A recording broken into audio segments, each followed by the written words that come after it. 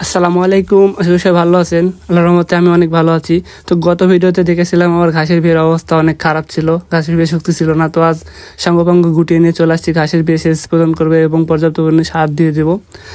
আর আমি আজ মূলত আমার 10 কাঠা ভিঙের জন্য 12 কেজি ডিএপি, 7 কেজি ইউরিয়া এবং সাথে 2-3 কেজি ম্যাগনেসিয়াম এবং 2 কেজি লবণ নিয়ে আসছি ঘাসের বিয়ে দেওয়ার জন্য।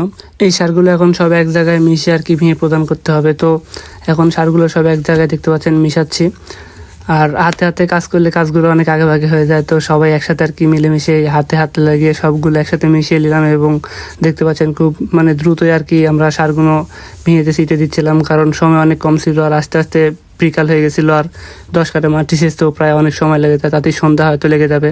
এই শীতের সময় যদি ঘাসে ঠিকঠাক মতো সার এবং পানি প্রদান না করা হয় তাহলে ঘাসের বৃদ্ধি কম হয়, কারণ এমনিতে শীতের সময় ঘাসের বৃদ্ধি হয় না। আর এর ভিতরে যদি সেচ প্রদান না করা হয় তাহলে ঘাস বাড়বে না। এই কারণে আর কি আর দ্রুত এসে সেচ দেওয়ার পরিকল্পনা করি।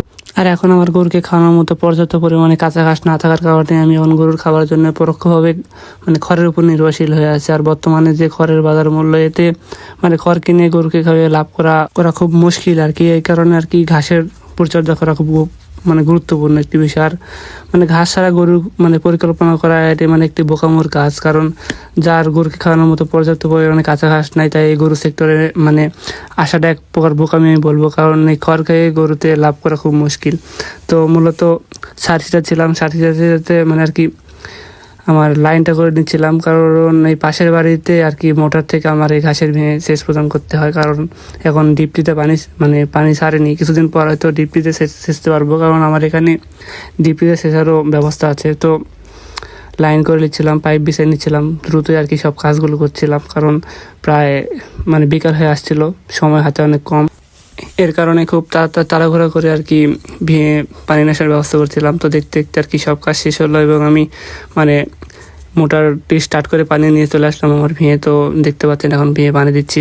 প্রত্যেকটি উদ্ভিদের জন্য পানি একটি খুব গুরুত্বপূর্ণ বিষয় তাদের বেঁচে থাকার জন্য। আর দ্রুত বৃদ্ধির কারণে পানি এবং পর্যাপ্ত পরিমাণে সার ঘাসে না দিলে ঘাস বৃদ্ধি হবে না, জমিতে ঘাস করে লাভ করতে পারবে না। তাই ঘাসের জমিতে সার দিতে কিপটামো করলে আর কি লসে পড়ে যাবেন, তাড়াতাড়ি ঘাস বৃদ্ধি হবে না।